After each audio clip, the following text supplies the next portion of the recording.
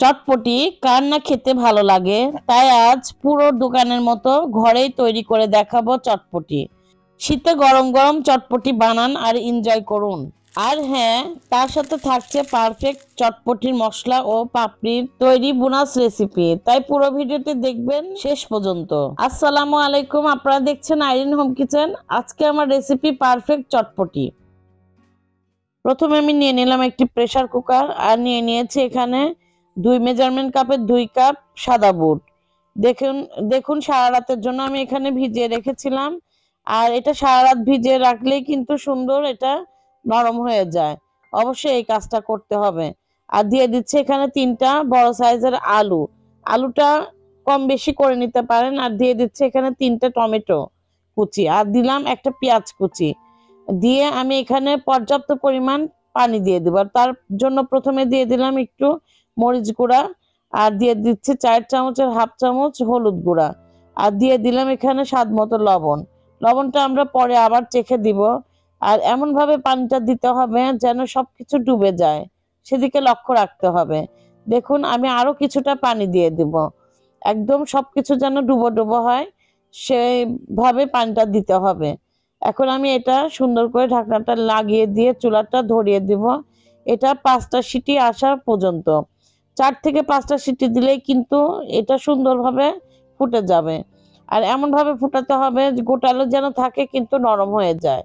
এখন আমি এই প্রেসার কুকারটা পাশের চুলায় বসিয়ে দিয়ে সিটি নিয়ে আসবো। আর এখন আমি মশলা ভেজে নিব। এটাই কিন্তু সেই স্পেশাল মশলা যা দোকানে ব্যবহার করা হয় এবং অনেক সময় কিনেও খেতে হয়। তার জন্য আজকে আমি ঘরেই তৈরি করে দেখাবো। দেখুন প্রথমে আমি 10-15টা চামচ দিয়ে মেপে নেবেন, তাহলে কিন্তু মশলাটা খুব সুন্দর হবে। আর এখানে 4 চামচের 1 চামচ লং দিয়ে দিলাম, এখানে 4 চামচের 1.5 চামচ জয়েন দিয়ে দিলাম, আর দিয়ে দিচ্ছি গোয়ামরি হাফ 4 চামচ, আর এখানে দিয়ে দিব ধনিয়া 2 টেবিল চামচ, আর জিরাও এখানে আমি 2 টেবিল চামচ নিয়ে নিয়েছি। 5 ফোড়ন নিয়েছি 1.5 চামচ। এই মাপগুলো ঠিক রাখলে কিন্তু আপনার মশলাটা খুবই সুন্দর হবে। এটা আমি দিয়ে দিলাম সবকিছু। আর এখানে নিয়ে নিচ্ছি 8-10টা শুকনা মরিচ। এই একবার যদি নাও দেন, প্রথমে শুকনা মরিচ একটু টেলে নিবেন, তারপরে এইগুলা দিয়ে দিবেন। কিন্তু আমি একটু সময় ধরে করব, এই কারণে সবগুলা একসাথে দিয়েই ভেজে নিচ্ছি। এই ভাজাটা কিন্তু এমন হতে হবে খুব সুন্দর একটা ফ্লেভার আসবে, কিন্তু পুড়ে ফেলা যাবে না। দেখুন আমার প্রায় ভাজা শেষ। আমি এটা সাইডে রেখে ঠান্ডা করে তারপর গ্রাইন্ড করে দেখাবো। আর আমি তারপরে নিয়ে নিচ্ছি এখানে 2 টেবিল চামচের মতো ধনিয়া। এটাও একটা সিক্রেট মশলা। এটা আমি কিভাবে ব্যবহার করব আপনাদের দেখিয়ে দেব। এটা আমি সেম প্রসেসে ভেজে একটা বাটিটা সাইডে রেখে দিব। এখন আমি এই সিক্রেট মশলা এবং এই আগে ভেজে রাখা মশলা আমি গ্রাইন্ড করে নেব। তার জন্য বিট লবণ নিয়ে নিয়েছি এখানে 2 টেবিল চামচের মতো, আর সবকিছু একসাথে দিয়ে আমি গ্রাইন্ড করে নিলাম। আর এটা ঠান্ডা করে গ্রাইন্ড করলে খুব সুন্দর মিহি হবে। আর অবশ্যই চেষ্টা করবেন বিট লবণ দেওয়ার, তাহলে কিন্তু এটা খুবই সুন্দর ফ্লেভার হবে মশলাটার। আর দেখুন এয়ারটাইট কন্টেনারে রেখে দিলাম। এটা আপনারা 6 মাস ধরেও খেতে পারেন, কোনো সমস্যা নেই। এই মশলাটা অনেক কিছুতেই ব্যবহার করা যায়, যেমন ফুলকপির কোনো কিছুতে আপনারা ব্যবহার করতে পারেন। এখন চলে আসলাম সেই সিটির কাছে। দেখুন কথার ফাঁকে ফাঁকে আমার কিন্তু সিটি অলরেডি চলে আসছে। এখন আমি এই সিটিটা কমপ্লিট হতে হতে আমি চলে যাব আটার কাছে। এই পাপড়িটা তৈরি করে নেব, খুব সহজ। তার জন্য 1 কাপ আটা দিয়ে দিলাম, আর স্বাদ মতো লবণ দিয়ে দিলাম।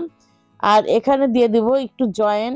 দোকানে কিন্তু চটপটির মধ্যে ফুচকা ভেঙে দেয়, তো আমি আজকে আপনাদের এমন পাপড়ি করে দেখাবো যে চটপটির কাজও করবে, পাপড়ের কাজও করবে। খুবই সুন্দর, অল্প খরচে কিন্তু এটা সুন্দর হয়ে যায়। আর একটু আমি সামান্য ঘি দিয়ে দিলাম। আর ঘিটা দিয়ে আপনারা চাইলে তেলও দিতে পারেন, আবার কিছু না দিলেও হবে। দেখুন এখন আমি অল্প অল্প করে পানি দিয়ে এই ডোটা যেভাবে রুটি খাওয়া হয় ঠিক সেম সেম প্রসেসেই আমি ডোটা তৈরি করে নিব। দেখুন এভাবে করে আমি ডোটা তৈরি করে নিলাম, দেখে বুঝতে পাচ্ছেন। এখন আমি এটা 2 ভাগে ভাগ করে নেব। আপনারা চাইলে 1 ভাগেও রুটিটা করে নিতে পারেন। আমি এখন এই 2 ভাগে ভাগ করে এই রুটিটা সুন্দর করে বড় করে বেলে নিব।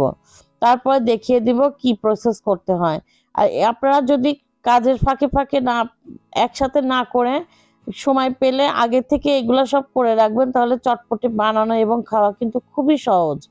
আর আমি ভিডিও করছি এই জন্য আমার লং টাইম লাগছে।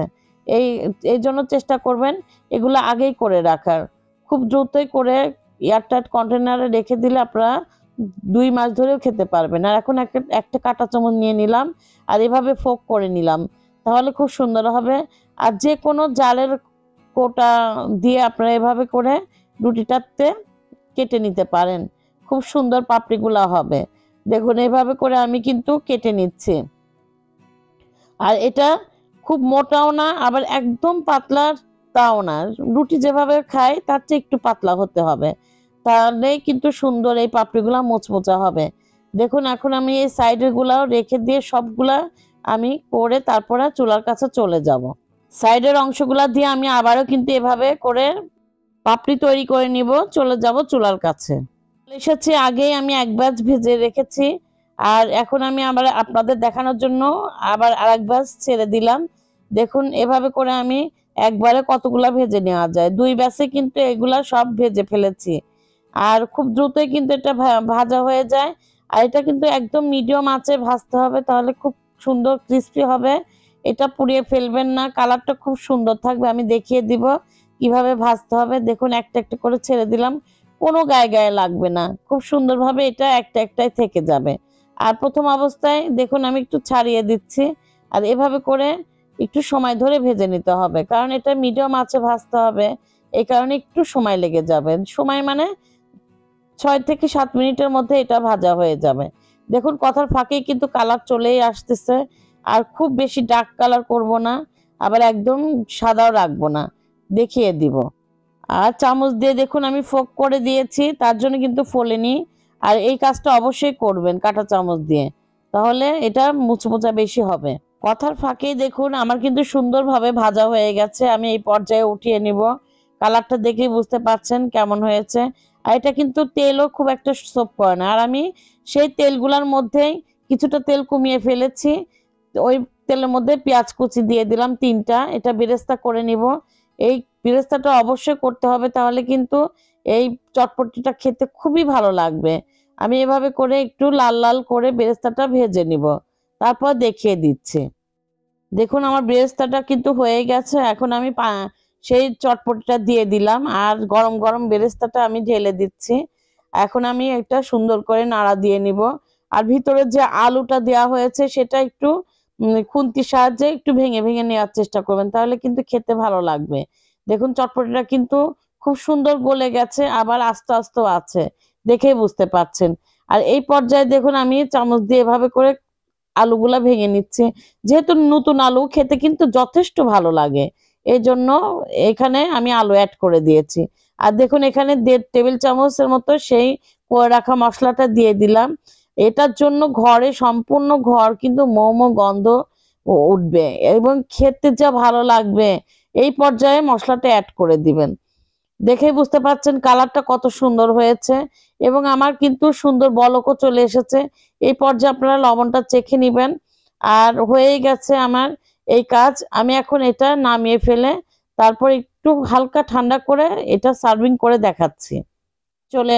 চলে এলাম তেঁতুল পানিটা তৈরি করতে। প্রথমে আমি এখানে তেঁতুলটা গরম পানি দিয়ে গুলিয়ে নিয়েছি, একটু ভিজিয়ে রেখে হাত দিয়ে কষলে একটা ছাঁকা দিয়ে নিয়েছি। আর এখানে দিয়ে দিলাম স্বাদ মতো লবণ, এবং এখানে দিয়ে দিচ্ছি সেই ভাজা মশলাটা। এটার কিন্তু ফ্লেভারটা খুব সুন্দর হবে। আপনারা চাইলে একটু চিনিও অ্যাড করতে পারেন, কিন্তু আমার ঘরে সবাই টক পছন্দ করে, এই কারণে আমি চিনি অ্যাড করলাম না। আর এখানে আমি দেখুন সার্ভিং করে নিচ্ছি, খুব সহজেই কিন্তু এটা হয়ে যায়। দেখুন যতটা সুন্দর দেখতে, খেতেও কিন্তু তার চেয়ে অনেক গুণ বেশি।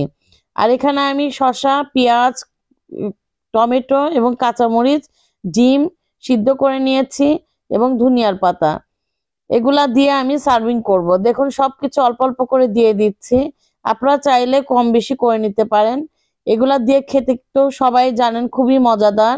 আর সেই করে রাখা ধনিয়াটা আমি আধা ভাঙা করে নিয়েছি, এখানে কিন্তু দিয়ে দিতে হবে। এটা দাঁতের নিচে পড়লে যা ভালো লাগে। দেখুন এখানে আমি সেই ধনিয়াটা দিয়ে দিলাম, আর এখানে ধনিয়ার পাতাটাও অ্যাড করে দিলাম। আর এখন দিয়ে দিচ্ছি ডিমটা গ্রেট করে, এভাবে করে গ্রেটার দিয়ে গ্রেট করে দিতে পারেন, আবার ডিমটা কেটেও দিতে পারেন। এ পর্যন্ত কোনো কিছু ভালো লেগে থাকলে অবশ্যই একটি লাইক সাবস্ক্রাইব করে পাশে থাকবেন। আর দেখুন আমি সেই পাপড়িটা এভাবে করে সুন্দর করে ভেঙে দিলাম। আপনারা শব্দটা শুনেই বুঝতে পারছেন কতটা পারফেক্ট হয়েছে। আর এভাবে একটু কষ্ট করে যদি বানিয়ে খেয়ে দেখেন একবার হলো, তাহলে বুঝতে পারবেন যে হ্যাঁ, আইরিন হোম কিচেন খুবই সুন্দর একটা রান্না দেখিয়েছে। আর অবশ্যই এটা করে খাওয়ার চেষ্টা করবেন। আর এটা কিন্তু ঝামেলাই হয় না যদি আগে থেকে সবকিছু করে রাখেন। সময় পেলেই আমি এগুলা করে রাখি, তারপর বুটটা সিদ্ধ করেই কিন্তু সবকিছু পরিবেশন করে নেই। তাতে কিন্তু খুব সুন্দরভাবে হয়ে যায়। ভিডিও করার উদ্দেশ্যে এত কিছু খাটনি করলাম, তা আপনাদের দেখিয়ে দিলাম। অবশ্যই আপনারা একবার ট্রাই করবেন, ভালো লাগলে অবশ্যই লাইক করবেন, সাবস্ক্রাইব করে আমার পাশে থাকবেন এবং কমেন্ট করে জানাবেন কেমন হয়েছে। আজকে এই পর্যন্তই, আল্লাহ হাফেজ।